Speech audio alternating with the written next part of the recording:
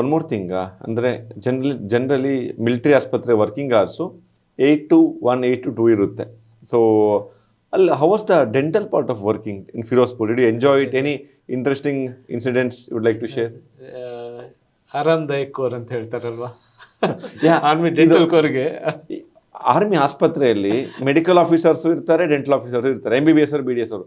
MBBS ಅವ್ರಿಗೆ ಒಂದು feeling ಏನು ಗೊತ್ತಾ, ನಮಗೆ ರಾತ್ರಿ DMO duty medical officer duty ಬರುತ್ತೆ, ರಾತ್ರಿ ಪೇಷಂಟ್ ಬಂದರೆ ನಾವು ಹೋಗಬೇಕು. ಡೆಂಟಲ್ ಅವ್ರಿಗೆ ಏನಿಲ್ಲ, ಅವ್ರು 2 ಗಂಟೆ ಆದಮೇಲೆ ಅವ್ರು ಥ್ಯಾಂಕ್ ಯು ವೆರಿ ಮಚ್ ಅಂತ ಬೆಳಿಗ್ಗೆ ಅವ್ರಿಗೆ. ಅದಕ್ಕೆ ನಾವು ಒಳಗಡೆ ಹೇಳೋದು ಆರ್ಮಿ ಡೆಂಟಲ್ ಕೋರ್ ಅಂದರೆ ಆರಾಮದಾಯಕ್ ಕೋರ್ ಅಂತ. ಸೊ 2 ಗಂಟೆ ಮೇಲೆ ನೀವು ಇಲ್ಲ, ನಮಗೆ ನಾನು ಯಾವತ್ತೂ ಹಾಸ್ಪಿಟ್ಲಿಗೆ ಪೋಸ್ಟಿಂಗ್ ಆಗಿಲ್ಲ, ನನಗೆ ಫೀಲ್ಡ್ ಆಂಬ್ಯುಲೆನ್ಸ್ ಅಲ್ಲಿ. ಸೊ ಅಲ್ಲಿ ಏನಾಗುತ್ತೆ ಅಂದ್ರೆ ಬೆಳಿಗ್ಗೆ PT ಇಂದ ಹಿಡಿದು ಸಾಯಂಕಾಲ ಗೇಮ್ಸಿಗೂ ಹೋಗ್ಬೇಕು, ಅದಾದ್ಮೇಲೆ ಒಂದ್ ಸ್ವಲ್ಪ ಹೊತ್ತು ಆಫೀಸಿಗೆ ಹೋಗ್ಲಿಕ್ಕೆ ಇರುತ್ತೆ, ಕುತ್ಕೊಂಡಿರ್ತಾರೆ. ಸೊ ಅಲ್ಲಿ ಹೋಗ್ಲಿಕ್ಕೆ ಇರುತ್ತೆ. ಸೊ ಆ ತರ ಇರ್ತಾ ಇತ್ತು.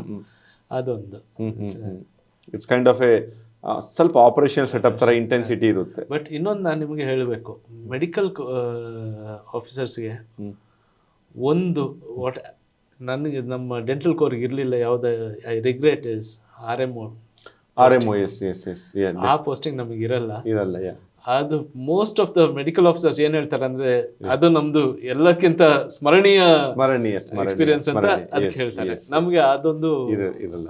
RMO ಪೋಸ್ಟಿಂಗ್ ಅಂತ ಹೇಳಿದ್ರೆ MBBS ಮಾಡಿ ಮೆಡಿಕಲ್ ಆಫೀಸರ್ ಆಗಿ ಯಾರು ಫೀಲ್ಡ್ ಹಾಸ್ಪಿಟಲ್ ಇರ್ತಾರೆ ಅವರು ಬೇರೆ ಬೇರೆ ಇನ್ಫೆಂಟ್ರಿ ಯೂನಿಟ್ ಜೊತೆ ಅಟ್ಯಾಚ್ ಆಗ್ತಾರೆ, ಅವ್ರ ಜೊತೆ ಆಸ್ ಎ ಡಾಕ್ಟರ್ ಆಗಿ ಫೀಲ್ಡಲ್ಲಿ ಇರ್ತಾರೆ. ಅದು ತುಂಬ ಚೆನ್ನಾಗಿರುತ್ತೆ, ಯಾಕಂದರೆ ಅದು operation area. So dental officer generally ನೀವು ಹೆಡ್ ಕ್ವಾರ್ಟರಲ್ಲಿ ಇರ್ತೀರಾ. ಸೊ ನಿಮ್ಗೆ ಯೂನಿಟಲ್ಲಿ ಇರ್ತೀರಾ ಜಾಸ್ತಿ, ಹೊರಗಡೆ ಹೋಗೋದು ಕಮ್ಮಿ. ಸೊ ಒನ್ ಮೋರ್ ದೆನ್ ಆಮೇಲೆ ಏನಾಯಿತು? ಇದು ಫಿರೋಸ್ಪುರಲ್ಲಿ ಎಷ್ಟು ಟೈಮ್ ಇದ್ರಿ ರಫ್ಲಿ ಫಿರೋಸ್ಪುರಿಂದನೇ ಲಕ್ನೋವಲ್ಲಿ ಆಗ ನಮ್ಮದು ಬೇಸಿಕ್ ಕೋರ್ಸ್ ಆಗ್ತಾ ಇದ್ದು ಲಕ್ನೋವಲ್ಲಿ. ಸೊ 95 ಅಲ್ಲಿ nearly 1 year you went for medical officer basic course ಅಂತ. ಮೆಡಿಕಲ್ ಆಫೀಸರ್ಸ್ ಬೇಸಿಕ್ ಕೋರ್ಸ್ ಅಲ್ಲಿಂದ ವಾಪಸ್ ಪುನಃ ಅದಕ್ಕೆ ಫಿರೋಸ್ಪುರ್ಗೆ ಪೋಸ್ಟ್ ಮಾಡಿದ್ರು. ಬಟ್ ವಿದಿನ್ ಒಂದು ತಿಂಗಳ ಒಳಗಡೆ ಕಾಶ್ಮೀರಕ್ಕೆ ಪೋಸ್ಟಿಂಗ್ ಆಗಿತ್ತು. ಜನರಲಿ ಫಸ್ಟ್ ಪೋಸ್ಟಿಂಗು ಈ ಇನಿಷಿಯಲಿ ರಿಪೋರ್ಟ್ ಆದಮೇಲೆ ಫಸ್ಟ್ ಪೋಸ್ಟಿಂಗು ಫೀಲ್ಡ್ ಇರುತ್ತೆ, ಇದರ್ ಕಾಶ್ಮೀರ್ ಏರಿಯಾ ಇರುತ್ತೆ ಆರ್ ನಾರ್ತ್ ಈಸ್ಟ್ ಕಡೆ ಇರುತ್ತೆ. ಸರ್ ಹೆಂಗಿತ್ತು ಆ ಥರ? ಮೊದಲಿಗೆ ಕೇಳಿಬಿಡ್ತೀನಿ, ಫಿರೋಸ್ಪುರ್ ಪಂಜಾಬ್ 90s 94 ಪಂಜಾಬಲ್ಲಿ ಇನ್ಸರ್ಜೆನ್ಸಿ ಅಥವಾ ಆ ಥರ ಏನಾದ್ರು ಇತ್ತಾ? ಇತ್ತು, ಆ ಟೈಮಲ್ಲೂ ಇತ್ತು. ಆರ್ಮಿ ಬಗ್ಗೆ ಹಾಸ್ಟಿಲಿಟಿ ಇತ್ತಾ? ಹಾಸ್ಟಿಲಿಟಿನೂ ಇತ್ತು. ಅಂದ್ರೆ ನೀವು ಹೊರಗಡೆ ಹೋಗಿ ನಾರ್ಮಲ್ ಆಗಿ ಇದು ಪೀಸ್ ಪೋಸ್ಟಿಂಗ್ ಆದ್ರೇನು it was almost a field ಆ ಥರ ಇತ್ತು. ನಿಮ್ಮನ್ನು ಹೊರಗಡೆ ಹೋಗಕ್ಕೆ ಬಿಡ್ತಿರ್ಲಿಲ್ವಾ? ಅಲ್ಲ, ಹೋಗ್ಬೋದು, ಬಟ್ ಹೇಗಂದ್ರೆ ಈಗ ಕೇರ್ಫುಲ್ ಆಗಿ ಅಂದ್ರೆ ನಮ್ಮ ಪರ್ಸನಲ್ ವೆಪನ್ ಇಶ್ಯೂ ಮಾಡ್ತಾ ಇದ್ರು. ಆ ಥರ ಅಂದ್ರೆ ಆರ್ಮಿ ಅವ್ರನ್ನ ಪಂಜಾಬ್ ಅಲ್ಲಿ ಮಿಲಿಟೆನ್ಸ್ಗಳು ಟಾರ್ಗೆಟ್ ಮಾಡಬಹುದು ಮಾಡ್ತಾ ಇದ್ರು ಆ ಕಾಲದ. ಆಗಿತ್ತ ಆ ಥರ ಅವಾಗ? ಆಗಿತ್ತ ನಮ್ಮ ಫಿರೋಸ್ಪುರಲ್ಲಿ ಆಗಿರ್ಲಿಲ್ಲ, ಬಟ್ ಹತ್ರನೇ ಕೆಲವೆಲ್ಲ ತರನ್ ಅಂತ ಎಲ್ಲ ಇರ್ತಾ ಇತ್ತು. ಅದೆಲ್ಲ ಹಾಟ್ ಬೆಡ್ಸ್ ಆಫ್ ಖಾಲಿಸ್ತಾನಿ ಮಿಲಿಟೆನ್ಸ್. ಸೊ ಅದು ಪೀಸ್ ಅಂತ ಹೊರಗಡೆ ಸುತ್ತೋ ಥರ ಇರಲಿಲ್ಲ, ಆ ಥರ ಸುತ್ತೋ ಥರ ಇರಲಿಲ್ಲ. Kashmir sir, Kashmir it is like ಅದೊಂದು ಪೋಸ್ಟಿಂಗ್ ಮಾಡಿಲ್ಲ ಅಂದರೆ ಫೌಜಿ ಲೈಫು ಕಂಪ್ಲೀಟ್ ಆಗಲ್ಲ. ಮನೇಲಿ ಏನು ಹೇಳಿದ್ರು once you got posted to Kashmir? ನಾನು ಇನಿಷಿಯಲ್ ಆಗಿ ಹೇಳಿರಲಿಲ್ಲ. ಓಕೆ. ಆಮೇಲೆ ಅಲ್ಲಿ ಹೋಗಿ ಆದ್ಮೇಲೆ ನಾನು ಅಲ್ಲಿಂದ ಫೋನ್ ಮಾಡಿದ್ದು. ನೆಕ್ಸ್ಟ್ ಪೋಸ್ಟಿಂಗ್ ಎಲ್ಲಿತ್ತು ಸರ್? ಎಲ್ಲಿ ಬಂತದ್ದು? ಬಾರಾಮುಲ್ಲಾ ಅಂತ ಒಂದು ಜಾಗ, ಬಾರಾಮುಲ್ಲಾ ಪಟ್ಟಣ ಅಂತ, ನಮ್ಮ ಹೆಡ್ ಕ್ವಾರ್ಟರ್ಸ್ ಪಟ್ಟಣಲ್ಲಿ ಇದ್ದಿದ್ದು. ಬಾರಾಮುಲ್ಲಾ ಮತ್ತೆ ಉರಿ ಅಂತ, ಈಗ ತುಂಬಾ ಎಲ್ರಿಗೂ ಗೊತ್ತಿದೆ ಉರಿ ಬಗ್ಗೆ. ಸೊ ಉರಿಯಲ್ಲಿದ್ದೆ ನಾನು ಆ ಟೈಮಲ್ಲಿ. ಮತ್ತೆ ಅಲ್ಲೊಂದು ಫೀಲ್ಡ್ ಹಾಸ್ಪಿಟಲ್ ಇತ್ತು, ಉರಿಯಲ್ಲಿ ಫೀಲ್ಡ್ ಹಾಸ್ಪಿಟಲ್ ಇತ್ತು. Okay, you are posted there. Okay. ಆವಾಗ ಮಿಲಿಟೆನ್ಸಿ ಹೆಂಗಿದೆ ಸರ್ ಕಾಶ್ಮೀರಲ್ಲಿ? 96 ಇಂದ ಚೆನ್ನಾಗಿ ಶುರು ಆಗಿದ್ದಿರ್ಬೋದು ಆ ಟೈಮಲ್ಲಿ. ಹೌದು, that was the peak of militancy. How is the experience there? Andre once you are in the total operational area, ಹೊರಗೆ ಹೋಗಂಗಿಲ್ಲ, restrictions. So QRT, quick reaction team ಜೊತೆ ಮೂವ್ ಆಗಬೇಕು, ಹೋಗೋದು ಬರೋದು ಕೇರ್ಫುಲ್ಲು, ಆಲ್ವೇಸ್ ಅಲರ್ಟ್ ಇರಬೇಕು, ಕ್ಯಾಶುಯಾಲಿಟೀಸ್ ಎನಿ ಟೈಮ್ ಬರ್ಬೋದು. So ಆ ವಾತಾವರಣ ಹೇಗಿತ್ತು? ನಮ್ಗೆ ಅಷ್ಟು ಯಂಗ್ಸ್ಟರ್ಸ್ಗೆ ಅಷ್ಟೊಂದು ಅಷ್ಟೊಂದು ತಲೆ ಡಿಫ್ರೆನ್ಸ್ ತಲೆ ಕೆಡಿಸ್ಕೊಳ್ಳಲ್ಲ. ಹೌದು. ಓಕೆ. ಸೊ ಹೇಗೆ ನಾವು ನಮ್ ಡ್ಯೂಟೀಸ್ ಮಾಡ್ತಾ ಇರ್ತೀವೋ ಅದೇ ತರ ಸೊ ಹೊರಗಡೆ ಕಾಶ್ಮೀರಲ್ಲಿ ಏನಾಗ್ತಿದೆ all those things did not bother you. ಆಗ್ತಾ ಇತ್ತು. ನಾವು ಆದ್ರೂ ಈಗ ನಾವು ಒಂದ್ಸಲ ನಾನು ಜಸ್ಟ್ ಒಂದು ಫುಟ್ಬಾಲ್ ತರಲಿಕ್ಕೆ ಕ್ಯೂಟಿ ತಗೊಂಡು ಹೋಗಿದ್ದೆ ಯಾಕಂದ್ರೆ ನಮ್ಗೆ ಆಡ್ಬೇಕಿತ್ತು ಅಂತ. ಸೊ ಬಟ್ ಆ ತರನೇ ಅದು ಒಬ್ಬರೇ ಹೋಗ್ಲಿಕ್ಕಿಲ್ಲ, ಯಾವ್ದಕ್ಕೂ ಎಲ್ಲ ಕ್ಯೂ ತಗೊಂಡು ಹೋಗ್ಬೇಕು. ಸೊ ಒನ್ ಮೋರ್ ಥಿಂಗ್, ಈ ಫೀಲ್ಡ್ ಹಾಸ್ಪಿಟಲ್ಗಳಲ್ಲಿ ಡಾಕ್ಟರ್ಸ್ಗಳಿಗೆ you interact with civilian patients. What was the perception of Kashmiris? ಯಾಕಂದ್ರೆ ಅವ್ರು ಬರ್ತಾರೆ ಆ ಟೈಮಲ್ಲಿ ಕೂಡ ಆಪ್ ಸದ್ಭಾವನ ಅಂತ ಎಲ್ಲ ಕಾಶ್ಮೀರಿ ಸಿವಿಲಿಯನ್ಸ್ಗಳಿಗೆ ಆರ್ಮಿ, ಮೆಡಿಕಲ್ ಮತ್ತೆ ಡೆಂಟಲ್ ಕೋರ್ ಫ್ರೀ ಆಗಿ ಸರ್ವಿಸ್ ಕೊಡ್ತಾ ಇತ್ತು. ಅಲ್ಲಿ ಏನೇ ಆಗ್ತಾ ಇರಲಿ. ಸೊ ನಿಮಗೆ ಅವ್ರದ್ದು ಫಸ್ಟ್ ಹ್ಯಾಂಡ್ ಇಂಟ್ರಾಕ್ಷನ್ಗಳು, ಮಾತುಕತೆ ಇರುತ್ತೆ. ಪರ್ಸನಲಿ ಫ್ರೆಂಡ್ಲಿ ಅವರು, ಪರ್ಸನಲಿ ಫ್ರೆಂಡ್ಲಿ ಅವರು ಕಾಶ್ಮೀರಿ. ಡಾಕ್ಟರ್ಸ್ಗೆ ತುಂಬಾ ರೆಸ್ಪೆಕ್ಟ್. Good looking people. ಹೌದು. ಬಟ್ ಇನ್ ಜನರಲ್ ಆ ಹಾಸ್ಟಿಲಿಟಿ ಇದ್ದೇ ಇತ್ತು. You felt that? ಅಂದ್ರೆ ಅವ್ರ ಒಳಗಡೆ ಲೈಕ್ ಯು ಇಂಡಿಯನ್ ಹೇಳೋ ತರ. ಅದಕ್ಕಿಂತಲೂ ನಾವೇನೋ ಈಗ ಹೇಗಂದ್ರೆ ನಾವು ಹೆಲ್ಪ್ ಮಾಡ್ತಾ ಇದ್ದೀವಿ ಅಂತ ಎನ್ಸ್ಕೋಬೇಡಿ. This is our right. Okay, ನಾವು ಹೆಲ್ಪ್, ನೀವು ಇಲ್ಲಿ ಬಂದಿದ್ದೀರಾ, so we are taking service. Okay. ಮಾತಾಡುವಾಗ ಅದೆಲ್ಲ ಗೊತ್ತಿದೆ ಅಲ್ಲ, ತುಂಬ ಚೆನ್ನಾಗೇ ಮಾತಾಡ್ತಾ ಇದ್ರು, ಎಲ್ಲ ಇತ್ತು. ಇನ್ಫ್ಯಾಕ್ಟ್ ಅಲ್ಲಿಂದ ನಾನು ಜಾಸ್ತಿ ಇದ್ದಿದ್ದು 2 winters ಅಲ್ಲೂ ನಾನು ಆ ಬಾರಾಮುಲ್ಲಾದಲ್ಲಿ ಇರ್ಲಿಲ್ಲ. ಒಂದು ತಂಗ್ದಾರ್ ಅಂತ ಒಂದು ಜಾಗ ಇದೆ, ಅದು ಇನ್ನೊಂದು ಡಿವಿಷನ್ ಅಲ್ಲಿ. 2 winters ಅಲ್ಲೇ ಕಳೆದಿರೋದು ನಾನು. ಟೆಂಪರೇಚರ್ ಎಷ್ಟು ಹೋಗ್ತಿತ್ತು ಅವಾಗ? ಅಲ್ಲಿ ಎಲ್ಲ ಮೈನಸ್ ಅಲ್ಲೇ ಇರ್ತಾ. ಮತ್ತೆ ಅಲ್ಲಿ ವಿಂಟರ್ಸ್ ಅಲ್ಲಿ ನಡ್ಕೊಂಡು ಹೋಗ್ಬೇಕು. 20 kilometers ಅಪ್, 20 kilometers ಡೌನ್. ಸಾಧನಾ ಪಾಸ್ ಅಂತ ಒಂದಿದೆ. ಓಕೆ. ಸೊ ವಿಂಟರ್ಸ್ ಅಲ್ಲೇ ರೋಡ್ ಕ್ಲೋಸ್ ಆಗಿರುತ್ತೆ. ಓಕೆ. ಸೊ ಅಲ್ಲಿ ಒಂದ್ಸಲ ನಾವು ಸೇರ್ಕೊಂಡ್ಮೇಲೆ ನೆಕ್ಸ್ಟ್ ವಿಂಟರ್ ಕಳೆದ್ಮೇಲೆನೆ ಕೆಳಗೆ ಹೊರಗಡೆ ಬರೋದು ಅಲ್ಲಿಂದ, ತಂಗ್ದಾರ್ ಅಂತ. ಆ ಜಾಗದಲ್ಲಿ ತುಂಬಾ friendly people were very friendly. ಯಾಕಂದ್ರೆ ಒಂದೇ ಹಾಸ್ಪಿಟಲ್ ಇದ್ದಿದ್ದು ಅಲ್ಲಿ, ಅವ್ರಿಗೆ ಬೇರೆ ಯಾರು ಗತಿ ಇರಲಿಲ್ಲ, ಏನು ಇಲ್ಲ. ಸೊ ಅಲ್ಲಿ ತುಂಬಾ ಫ್ರೆಂಡ್ಲಿ ಇರ್ತಾ ಇದ್ರು. ಅಲ್ಲಿ ಕಂಪ್ಲೀಟ್ ನಮ್ದೇ ಇದೆ. Being a South Indian, like that is the first time you saw snow, first time you experienced minus sub-zero temperature. Sir, first time ಇದೆಲ್ಲ ಆದಾಗ, ಬಿಕಾಸ್ ನನಗೂ ಕೂಡ ಇದೆಲ್ಲ ಫಸ್ಟ್ ಟೈಮ್ ಆದಾಗ ತುಂಬ ಚೆನ್ನಾಗಿ ಅನಿಸುತ್ತೆ. ಲೈಕ್ ಅಲ್ವಾ, ವೆನ್ ಯು ಸೀಯಿಂಗ್ ನಮ್ಮ ದೇಶ ಇಷ್ಟು ಡೈವರ್ಸ್ ಇದೆ, ಈ ಥರ ವೆದರ್ಸ್ ಇಲ್ಲಿದೆ, ಇದು ಇಂಡಿಯಾನೇ, ನಮ್ಮ ಕರ್ನಾಟಕನೂ ಇಂಡಿಯಾ ಅಲ್ವಾ. ಸೊ ಇದು ಈ ಅನುಭವಗಳಲ್ಲಿ any interesting patient, like civilian somebody remembered you with lot of gratitude, ಏನಾದ್ರು ನೆನಪಿದೆಯಾ ನಿಮಗೆ? Patients usually full of gratitude ಇರ್ತಾರೆ ಮೋಸ್ಟ್ ಆಫ್ ದೆಮ್. ನನಗೊಂದು ಸೋಲ್ಜರ್ ನೆನಪಿದೆ. Okay, soldier. ಒಬ್ರು ಅವ್ರವ್ರ ಮದುವೆಗೆ ಹೋಗ್ತಾ ಇರೋದು. ಓಕೆ. ಸೊ ಪೋಸ್ಟ್ ಇಂದ ಬರುವಾಗ ಬಿದ್ದ್ಬಿಟ್ಟು ಫ್ರಂಟ್ ಹಲ್ಲು ಹೋಗಿತ್ತು. ಅವ್ರು ರಜದಲ್ಲಿ ಹೋಗ್ತಾ ಇರೋದು, ಮದುವೆ ಮಾಡ್ಕೊಳ್ಳೋಕೆ, ಮದುವೆಗೆ ಅಂತ ಹೋಗ್ತಾ ಇರೋದು. ಓಕೆ. ಮುಂದೆ ಹಲ್ಲು ಉದುರು ಹೋಗ್ಬಿಟ್ಟಿದೆ. ಅವ್ರು ಏನ್ ಹೇಳ್ತಾರೆ, ನಾನು ಹೋಗ್ತಾ ಇಲ್ಲ, ಮದುವೆಗೆ ಹೋಗ್ತಾ ಇಲ್ಲ, ನನ್ನ ರಿಜೆಕ್ಟ್ ಮಾಡ್ಬಿಟ್ರೆ ಅಲ್ಲ, ಹೋಗ್ತಾನೆ ಇಲ್ಲ, ನಾನು ಕ್ಯಾನ್ಸಲ್ ಮಾಡ್ತಾ ಇದ್ದೇನೆ ಅಂತ. ಯಾಕೆಂತೆ? ಹಲ್ಲಿಲ್ಲದೆ ಹೇಗೆ ಹೋಗೋದು? ಓಕೆ. ಸೊ ನನ್ನ ಮದುವೆಗೆ ಹೋಗಲ್ಲ, ನನ್ನ ಮದುವೆಗೆ ನಾನು ಲೆಟರ್ ಬರೀತಾ ಇದ್ದೇನೆ ಮನೆಗೆ, ನಾನು ಮದುವೆ ಬೇಡ ಅಂತ. ಸೊ ಆಗ ಒಂದೇ ದಿವಸದಲ್ಲಿ ಇನ್ನೊಂಥರ ಹೇಗೆ ಹೇಳ್ಬೋದು ಅಂದ್ರೆ, ಅದು ಆಕ್ಚುಲಿ ಟೆಕ್ನಿಕಲ್ ಆಗಿ ಮಾಡೋ ಹಾಗಿಲ್ಲ. ಹಾಗೆ ಆಕ್ರಿಲಿಕ್ದು ಹಲ್ಲು ನಾವು ಡಿಸೈನ್ ಮಾಡಿ ಫಿಕ್ಸೆಡ್ ತರ, ಅವರು ತೆಗೆದು ಹಾಕೋದು ಸೆಟ್ ಬೇಡ ಅಂತ ಫಿಕ್ಸೆಡ್ ಮಾಡಿಬಿಟ್ಟು ನಾನು ಅವ್ರಿಗೆ ಹೇಳಿದ್ದೆ, ವಾಪಸ್ ಬರುವಾಗ ಇಲ್ಲಿ ಬರಬೇಕು, ಅದನ್ನ ತೆಗೆಸ್ಕೊಂಡು ಕರೆಕ್ಟ್ ಆಗಿ ಮಾಡಿಸ್ಕೊಂಡು ಹೋಗ್ಬೇಕು ಅಂತ. Okay. You remember which regiment soldier he was? I don't remember. Okay. Which part of India he was? He is from south. Okay. I think it was Madras regiment. Okay. ಹೋಗಿ ವಾಪಸ್ ಬಂದ್ಮೇಲೆ ಬರ್ಲೇ ಇಲ್ಲ ಸ್ವಾಮಿ, ನಿಮ್ಮ ಹತ್ರ ಬರ್ಲಿಲ್ಲ, ಅಷ್ಟು ಖುಷಿ ಆಗ್ಬಿಟ್ಟಿದೆ, ಇದು ಸೆಟ್ ಆಗ್ಬಿಟ್ಟಿದೆ ಅಂತ. ಅದು ಆಕ್ಚುಲಿ ಹುಡುಗಿ ಗೊತ್ತಿಲ್ಲ ಅದೆಲ್ಲ. ಮದುವೆ ಆಗಿ ವಾಪಸ್ ಬಂದಾಗಿದೆ 3 ತಿಂಗಳಾಗಿ, 3 ತಿಂಗಳು ರಜೆ ಆದ್ಮೇಲೆ ವಾಪಸ್ ಬಂದಿದ್ದಾರೆ. ಮತ್ತೆ ನಾನು ಹುಡುಕಿ ಕರ್ಕೊಂಡ್ಬಂದು, ಇಲ್ಲಪ್ಪ ಕರೆಕ್ಟ್ ಆಗಿ ಮಾಡಿಕೊಡ್ತೀನಿ, ಇಲ್ಲ ನನಗೆ ಇದೇ ಖುಷಿ. ಸೊ ಆ ಥರದ್ದು maybe very satisfying experience. No, it is a sea for him, he may be thinking, ನನ್ನ ಮುಂದೆ ಹಲ್ಲಿಲ್ಲ, ಈ ಹುಡುಗಿ ಒಪ್ಪಲ್ಲ, I mean what's gonna happen ಅಂತ. So then okay you made his life ಅನ್ಸುತ್ತೆ. ಆಮೇಲೆ ದೆನ್ ತೆಗ್ದ್ಬಿಟ್ಟು ಹೊಸ್ದಾಗಿ ಮಾಡಿದ್ರೆ ಬಿಟ್ಟು ಹೊಸದಾಗಿ ಕರೆಕ್ಟ್ ಆಗಿ, ಅಂದ್ರೆ ಎಲ್ಲಾಗಿ ಹೋಗಿ ಯಾರು ಮಾಡಿದ್ದು ಅಂತ ಕೇಳಿದ್ರೆ ಅದನ್ನ ಇಟ್ ವಾಸ್ ನಾಟ್ ಕರೆಕ್ಟ್ ಆಗಿ ಮಾಡಿರ್ಲಿಲ್ಲ ಆಕ್ಚುಲಿ. ಒಂದೇ ದಿನ ಸ್ವಲ್ಪ ಫ್ಯೂ ಅವರ್ಸ್ ಅವನು ಅಲ್ಲಿರುವಾಗ ನಾನು ಮಾಡಿ ಕೊಟ್ಟು ಕಳ್ಸಿದ್ದೆ. ಹಾಗೆ ಸರ್ ನಾನು ತುಂಬ ಜನ ನಂಬಲ್ಲ, they feel being a good dentician is important for nutrition, for good health and all those things.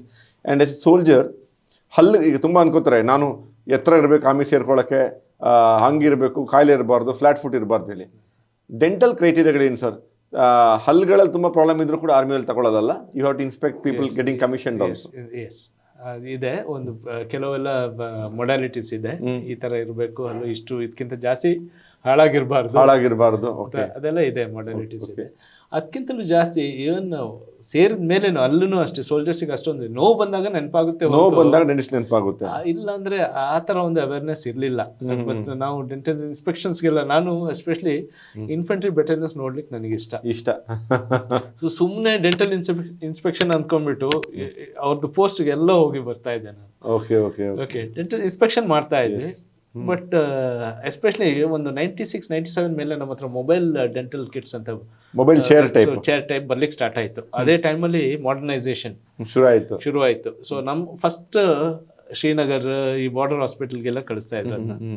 So ಅದನ್ನ ತಗೊಂಡು ಮ್ಯೂಲ್ಸ್ ಮೇಲೆ ಹಾಕೊಂಡು ಹೆಸರುಗತ್ತೆ ಮೇಲೆ ಹಾಕೊಂಡು ಅದನ್ನ ನಮ್ದು ಅಂದ್ರೆ ಟೀಮ್ ಹೋಗಿ ಬರ್ತಾ ಇದ್ರು. ಈಗ ನೋಡಿ, ನೀವು ಹೆಸರು ಕತ್ತೆ ಮೇಲೆ ಕೂತ್ಕೋತಿದ್ರ, ನೀವು ನಡೀತಿದ್ರ? ಇಲ್ಲ, ನಾವು ನಡಿಲೇಬೇಕು ಕತ್ತೆ ಮೇಲೆ. ಹೌದು, ಮತ್ತೆ ಅದನ್ನ ಅದ್ರದ್ದು ಪಾಲಕರು ಇರ್ತಾರೆ ಒಬ್ರು ಇನ್ಚಾರ್ಜ್, ಅವರು ಎಷ್ಟ್ ಚೆನ್ನಾಗಿ ಅದನ್ನ ನೋಡ್ಕೊಳ್ತಾ ಇದ್ರ. ಫಸ್ಟ್ ಎಲ್ಲಿ ಪೋಸ್ಟ್ ರೀಚ್ ಆದ್ಮೇಲೆ ಅದಕ್ಕೆ ನೀರ್ ಕುಡ್ಸೋಕ್ಕಿಂತ ಮುಂಚೆ ಅವ್ರು ನೀರ್ ಕುಡಿತಾ ಇರಲಿಲ್ಲ. ಫಸ್ಟ್ ನೀರ್ ಕುಡಿಸಿ ಆಮೇಲೆ ಅವ್ರು ನೀರು ಅಷ್ಟೊಂದು ಶ್ರದ್ಧೆಯಿಂದ ಅವರಿಂದಲೂ profession. He is in charge of mule. ಬೇರೆ ಸೋಲ್ಜರ್ಗೆ ರೈಫಲ್ ಹೆಂಗೇನೋ ಮ್ಯೂಲ್ ಹಂಗೆ. ಮತ್ತೆ ಕರೆಕ್ಟ್ ಆಗಿ ಅದು 40 kg ಏನೋ 40 kg ಎರಡು ಸೈಡ್ ಈ ತರ ಸರ್, ಎರಡು ಮ್ಯೂಲ್ ಬರುತ್ತೆ. MOSC ಏನು GS mule, MA mule, military artillery mule, heavy load ಹೊರಕ್ಕೆ ದೊಡ್ಡ ಮ್ಯೂಲ್ಗಳು. GS ಮ್ಯೂಲ್ ಅಂದ್ರೆ ಚಿಕ್ಕ ಪುಟ್ಟ, ಆ ತರದೇನು. ಹೌದು, ಇದು ಚಿಕ್ಕ ಪುಟ್ಟದ ಇರ್ಬೇಕು, ಬಟ್ ಅದು ಕರೆಕ್ಟ್ ಆಗಿ ಬ್ಯಾಲೆನ್ಸ್ ಇರ್ಬೇಕು ಅಂತ. ಸ್ವಲ್ಪ ಈ ಸೈಡ್ 42 ಆ ಸೈಡ್ 40 ಇದ್ರೆ ಅವ್ನು ಬಿಡ್ತಾ ಇರ್ಲಿಲ್ಲ. ಅಂದ್ರೆ ಅದು ಇದಾಗುತ್ತೆ. ನೀವು ಕರೆಕ್ಟ್ ಆಗಿ ನಾವು ವೇ ಮಾಡ್ಬಿಟ್ಟು ಅದನ್ನ ಈಕ್ವಲ್ ಆಗಿರ್ಬೇಕು ಎರಡು ಕಡೆಯಲ್ಲಿ. ಆ ತರ ಎಲ್ಲ ಅವ್ರು ತುಂಬಾ ಶ್ರದ್ಧೆಯಿಂದ ಮಾಡ್ತಾ ಇರೋದು, ಅವ್ರನ್ನ ನೋಡಿ ಖುಷಿ ಆಗ್ತಾ ಇತ್ತು actually. I can still remember, ಈಗ ಈ 25, 26, 27 ಏಜ್ ಇದೆಯಲ್ಲ, ಈ ಏಜಲ್ಲಿ ಹೆಗಲ ಮೇಲೆ ಈ ನಕ್ಷತ್ರಗಳಿದ್ರೆ ಆಕಾಶದ ಒಂಥರ ಬಣ್ಣನೇ ಡಿಫ್ರೆಂಟ್ ಆಗಿ ಕಾಣುತ್ತೆ. ನಮ್ಗೆಲ್ಲ ಅನ್ಸುತ್ತೆ ದೇಶನ ನಾನೇ ಮಾಡ್ತಾ ಇರೋದು, ನಾನೇ ರಕ್ಷಣೆ, I am the one standing between the enemy and my country ಅಂತೇಳಿ ಆ ಥರದ feelings. That kind of camaraderie with officers, the sports, games, parties. ಆ ಏಜಲ್ಲಿ ನಮ್ಮದು ಈ ಮೆಡಿಕಲ್ ಅವರು ಇಲ್ಲಿ ಹೈಯರ್ ಎಜುಕೇಷನ್ ಮಾಡ್ತಾ ಚೆಂದ ರುಬ್ಬಿಸ್ಕೋತಾ ಇರ್ತಾರೆ, ಕೈಯಲ್ಲಿ ಕಾಸಿರಲ್ಲ. ನಮ್ಗೆ ಆ ಏಜಲ್ಲಿ ಈ ಥರ ಒಂದು ಸ್ಪಿರಿಚುವಲ್ ಎನ್ಲೈಟ್ಮೆಂಟು ಜೊತೆಗೆ ಕಾಸು. ಆ ಫೇಸ್ ಆಫ್ ಲೈಫ್ ಹೆಂಗಿತ್ತು ಆಸ್ ಎ ಲೆಫ್ಟಿನೆಂಟ್ ಕ್ಯಾಪ್ಟನ್? ಅಂದರೆ ದುಡ್ಡು ಬಗ್ಗೆ ಯೋಚನೆ ಮಾಡ್ತಾ ಇರಲಿಲ್ಲ, ಕೇರ್ ಫ್ರೀ ಲೈಫ್ ಅಂದ್ರೆ ಅದೇ ಇದ್ದಿದ್ದು. ಅದಾದ್ಮೇಲೆನೂ ಇರಲಿಲ್ಲ, ಅದಕ್ಕಿಂತ ಮುಂಚೆನೂ ಇರಲಿಲ್ಲ, ಸೇಮ್ ಇಯರ್. ಸೊ ಅದು ಅನುಭವಿಸಿದವ್ರಿಗೇನೆ ಗೊತ್ತು. ಈಗಲೂ ಅಷ್ಟೇ, ಯಾರಾದರೂ ನನ್ನ ಹತ್ರ ಗ್ರಾಜ್ಯುಯೇಟ್ಸ್ ಬಂದು ಕೇಳ್ತಾರೆ, ಆರ್ಮಿ ಹೇಗೆ ಸರ್, ಸೇರ್ಬೋದಾ? ಹೇಳ್ತೀನಿ, ಫಸ್ಟ್ ಹೋಗಿ ನಿಮಗೆ ಎಕ್ಸಾಮ್ ಕೊಡು, ಸಿಕ್ಕಿದ್ರೆ ಸೇರು, ಬೇರೆ ಕ್ವೆಶನ್ಸ್ ಕೇಳಬೇಡ ನನ್ನ ಹತ್ರ. ಏನು ಹೇಗಿತ್ತು, ನಿಮ್ಗೆ ಏನು ಫೆಸಿಲಿಟೀಸ್ ಪ್ರಶ್ನೆ ಅಲ್ಲ ಅದು. ಆ ಒಂದು ಫೀಲಿಂಗೇ ಬೇರೆ. ಅದು ನಾವು ಎಷ್ಟು ನಾವು ಶಬ್ದಗಳಲ್ಲಿ ಎಕ್ಸ್ಪ್ಲೈನ್ ಮಾಡ್ಲಿಕ್ಕೆ ಆಗಲ್ಲ. ಕ್ಯಾನ್ ಯು ಯಾವ ಥರ ಅಂತ ಹೇಳಿದ್ರೆ, can you tell anybody like how is it to be in love? ಅದನ್ನ ಎಕ್ಸ್ಪ್ಲೇನ್ ಮಾಡೋಕ್ಕಾಗಲ್ಲ. ಚೆನ್ನಾಗಿ ಹೇಳಿದ್ರಿ ಅಲ್ವಾ? ಅಷ್ಟೇ. ಯಾರು ಬಂದು ಕೇಳಿದ್ರೇನು, ನಾನು ಸುಮ್ಮನೆ ಹೋಗಿ ಸೇರ್ಕೋ ಅಷ್ಟೇನೆ, ಮಜಾ ತಗೋದು. ಯಾಕಂದ್ರೆ ಅದು ಯಾರಿಗೂ ಅದನ್ನ ಅಷ್ಟೊಂದು ಶಬ್ದಗಳಲ್ಲಿ ಹೇಳಕ್ ಆಗಲ್ಲ. ಯಾಕಂದ್ರೆ ಆ ಏಜ್ ಹಾಗೆ ಇರುತ್ತೆ. ಆಮೇಲೆ ನೀನು ಕಂಟಿನ್ಯೂ ಮಾಡ್ತೀಯೋ ಬಿಡ್ತೀಯೋ ಅದು ಬೇರೆ. ಓಕೆ, ಬಟ್ ಆ ಏಜ್ ಅಲ್ಲಿ ಅದು ಬೇಕು. ಸರ್, ಇದು ನೀವು 1971 ಹುಟ್ಟಿದ್ದು. where India fought a war with Pakistan. Come 1999, again there's a Kargil clash. So you are as a dentist, you saw Kargil ಯುದ್ಧವನ್ನು ಹತ್ತಿರದಿಂದ, ಅಂದರೆ ಅಲ್ಲಿದ್ರಿ ಸೇನೆಯಲ್ಲಿ, ಎಲ್ಲಿದ್ರಿ ಆ ಟೈಮಲ್ಲಿ? ನಿಮ್ಗೆ ಆ ಫೀಲ್ಡ್ ಏರಿಯಾದಿಂದ ಕಾರ್ಗಿಲ್ ಯುದ್ಧದ ಬಗ್ಗೆ, ಆ ದಿನಗಳ ಬಗ್ಗೆ ಹೇಳಿ ಸರ್. ಆ್ಯಕ್ಚುಲಿ ಒಂದು ಪೋಸ್ಟಿಂಗ್ ಆಗಿತ್ತು ಬರೇಲಿಗೆ, ಕಾಶ್ಮೀರದಿಂದ ವಾಪಸ್ ಕಳಿಸಿದ್ರು ಬರೇಲಿ, ಬರೇಲಿ ಯು ಪಿಯಲ್ಲಿ. ಯು ಪಿಯಲ್ಲಿ ಒಂದು 3-4 ತಿಂಗಳು ಇದ್ದ ಕೂಡಲೇ ಇದು ಮಾರ್ಚಲ್ಲೇ ಸ್ಟಾರ್ಟ್ ಆಗಿದೆ, ಮೇಯಲ್ಲಿ ಪೀಕ್ ಆಗಿಬಿಟ್ಟಿದೆ ಅದು ನಮ್ಮ ಈ ಕಾರ್ಗಿಲ್. ಸೊ ಇಮಿಡಿಯೇಟ್ಲಿ ನಮಗೆ ಅಲ್ಲಿಂದ ಮೂವ್ ಮಾಡಲಿಕ್ಕೆ ಎಂಟೈರ್ ಡಿವಿಷನ್ ನಾವು ಪುನಃ ಕಾಶ್ಮೀರಿಗೆ. So by road. ಅದು ಕೇಳಿ ಖುಷಿ ಅನ್ಸ್ತಾ, ಬೇಜಾರು ಅನ್ಸ್ತಾ, ಏನ್ ಅನ್ಸ್ತಾ ನಿಮ್ಗೆ? ಆಕ್ಚುಲಿ ಏನು ಆ ಥರ ಅಷ್ಟೊಂದು ದೊಡ್ಡದಾಗುತ್ತೆ ಅಂತಲೂ ನಿಮಗೆ ಗೊತ್ತಿರಲಿಲ್ಲ, ಐಡಿಯಾ ಇರಲಿಲ್ಲ. ಏನೋ ಚಿಕ್ಕ ಪುಟ್ಟ ಇಶ್ಯೂ ಇದೆ, ಹೋಗಿ ಬರೋಣ ಹೋಗಿ. ಇನ್ನು ಈಗ ಎಕ್ಸಸೈಸಸ್ ನಡೆಯುತ್ತಲ್ಲ, ಎಲ್ಲಿ ಹೋಗ್ಬಿಟ್ಟು ಬರ್ತೀವಿ ಡ್ಯೂರಿಂಗ್ ಅವರ್ ಎಕ್ಸಸೈಸಸ್, ಅದೇ ತರ ಮೂವ್ ಮಾಡಿ ಮಾತ್ರ. ಆಮೇಲೆ ಅಲ್ಲಿ ನಾವು ಸ್ಟೇಷನ್ ಆಗಿದ್ದು ಸೋನಮಾರ್ಗ್ ಅಲ್ಲಿ. ಬ್ಯೂಟಿಫುಲ್ ಪ್ಲೇಸ್, ಹೌದು. ಸೊ ಅಲ್ಲಿ ನಮ್ ಟೆಂಟ್ಸ್ ಎಲ್ಲ ಅಲ್ಲಿ ಇತ್ತು ಮಾತ್ರ. ಅಲ್ಲಿ ಆದ್ಮೇಲೆ ನಮ್ದು ಬೆಟಾಲಿಯನ್ಸ್ ಎಲ್ಲ ಬೇರೆ ಕಡೆ ಹೋಗ್ಲಿಕ್ಕೆ ಸ್ಟಾರ್ಟ್ ಆಯ್ತು. ಅಲ್ಲಿ ಡಾಕ್ಟರ್ಸ್ ಕರಿತಾ ಇದ್ರು, ಅಂದ್ರೆ ನಮ್ ಆಸ್ ಎ ಡಿವಿಷನ್ ಹೋಗಿರ್ಲಿಲ್ಲ, ಬಟ್ ಡಾಕ್ಟರ್ಸ್ನೆಲ್ಲ ಅಲ್ಲಿ ಮೆಡಿಕಲ್ ಯೂನಿಟ್ ವಾಸ್ ಎಂಪ್ಟಿ, ಎಲ್ಲ ಅಲ್ಲಿಗೆ ಹೋಗ್ಲಿಕ್ಕೆ. ಸೊ ಹಾಗೆ. ಬಟ್ ಒಂದೇನಂದ್ರೆ ಅದೇ ಯುದ್ಧ ಆದ ಮೇಲೆ ಜುಲೈ 26ಗೆ ನಮ್ದು ಯುದ್ಧ ಮುಗೀತು ಅಫಿಷಿಯಲಿ. ಆಗಸ್ಟ್ 15ಗೆ ನಾವೆಲ್ಲ ಕಾರ್ಗಿಲ್ಗೆ ಹೋಗಿ ಅಲ್ಲಿ ಧ್ವಜಾರೋಹಣ ಮಾಡಿ ಬಂದಿದ್ದೀವಿ. Okay sir, the field area, ಈಗ being a dentist, you are in that field hospital ಇದ್ರಿ. ಫ್ರಂಟಲ್ಲಿ ಏನು ಆ್ಯಕ್ಷನ್ ಆಗಿರುತ್ತೆ, ಎಷ್ಟು ಜನ ಸತ್ರು, ಎಷ್ಟು ಜನ, ಎಲ್ಲ ನಿಮಗೆ ಡೈಲಿ ರಿಪೋರ್ಟ್ ಬರ್ತಾ ಇರುತ್ತೆ. You are all emotionally intensely involved, ಅದೊಂದು point. And back home mom and dad will be very anxious. ಈ ಶೆಲ್ಲಿಂಗ್ ಎಲ್ಲ ಮಾಡುವಾಗ ಪಾಕಿಸ್ತಾನದವರು ಯಾವುದು ಹಾಸ್ಪಿಟ್ಲು, ಯಾವುದು ಇದು ಗ್ರೌಂಡ್ ಅಂತ ನೋಡಲ್ಲ. So how was it the atmosphere inside the unit and in large, ಹೇಗಿತ್ತು ವಾತಾವರಣ? ನಾನು ಕರೆಕ್ಟಾಗಿ ಹೇಳೋದಂದ್ರೆ, ಆ್ಯಕ್ಚುಲಿ ಆ ಕಾರ್ಗಿಲ್ ಟೈಮಲ್ಲಿ ಆ ಯುದ್ಧದ ಇದು ನಮಗೆ ಅಷ್ಟೊಂದು ಗೊತ್ತಾಗ್ಲಿಲ್ಲ ಸೋನಮಾರ್ಗ್. ಅದಕ್ಕಿಂತ ಜಾಸ್ತಿ ತಂದಾರಲ್ಲಿ ನಮ್ಮ ಮೇಲೆ ಶೆಲ್ಲಿಂಗ್ ಆಗಿದೆ. ತಂದಾರಲ್ಲಿ ಹಾಸ್ಪಿಟಲ್ ಮೇಲೇನೆ ಶೆಲ್ಲಿಂಗ್ ಆಗ್ತದೆ. ಈಗ ಕಾರ್ಗಿಲ್ಗಿಂತ ಮೊದಲು ಆ ಟೈಮಲ್ಲಿ ಶೆಲ್ಲಿಂಗ್ ಆಗ್ತಾನೆ. ಆ ಟೈಮಲ್ಲಿ ಶೆಲ್ಲಿಂಗ್ ರೆಗ್ಯುಲರ್ ತಂದಾರಲ್ಲಿ, ಈಗ ಹಾಸ್ಪಿಟಲೇ ಇಲ್ಲ ಅಲ್ಲಿ.